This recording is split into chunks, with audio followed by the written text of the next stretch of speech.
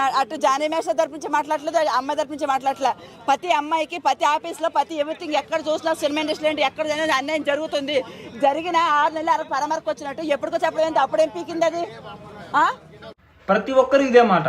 Johnny మాస్టర్ని బాగా వాడుకుంది, Johnny master దగ్గర బాగా డబ్బులు సంపాదించింది, జానీ మాస్టర్ దగ్గర బాగా పేరు సంపాదించింది, జానీ మాస్టర్ వల్ల అమ్మాయికి ఎంతో పేరు వచ్చింది, పెద్ద కొరియోగ్రాఫర్ అయింది, జానీ మాస్టర్ని బాగా వాడుకుని చివరికి జానీ మాస్టర్కి గుణపం నింపి వెళ్ళింది అనేసి ప్రతి ఒక్కరు నోటికొచ్చిన డైలాగులన్నీ చెప్తున్నారు, ఏదో సోషల్ మీడియాలో వైరల్ అవుదామనేసి. ఏం సంపాదించింది అమ్మాయి డబ్బులు? కారు కొందా, ఇల్లు కొన్నదా, ప్రాపర్టీస్ ఏమన్నా కొన్నదా? అసిస్టెంట్ కొరియోగ్రాఫర్గా 4 రూపాయలు సంపాదించుకుంటుంది, వాళ్ళ ఫ్యామిలీ నడిపిస్తుంది. ఈ అమ్మాయి వాళ్ళ ఫ్యామిలీ నడిపించేది, వాళ్ళు ఉండేది కూడా రెంటెడ్ హౌస్. ఇవన్నీ మీకు ఏం తెలియదు. పోనీ ఫేమ్ బాగా వచ్చింది, జానీ మాస్టర్ వల్ల గొప్ప కొరియోగ్రాఫర్ అయింది అంటున్నారు కదా. ఈ కేసు కంటే ముందు జానీ మాస్టర్ అసిస్టెంట్ కొరియోగ్రాఫర్ ఈ అమ్మాయి అని ఎంతమందికి తెలుసు? జానీ మాస్టర్ కింద అసిస్టెంట్ కొరియోగ్రాఫర్గా సృష్టి అనే అమ్మాయి ఉంది అని మీలో ఎంతమందికి తెలుసు ఈ కేసు కంటే ముందు? ఒకసారి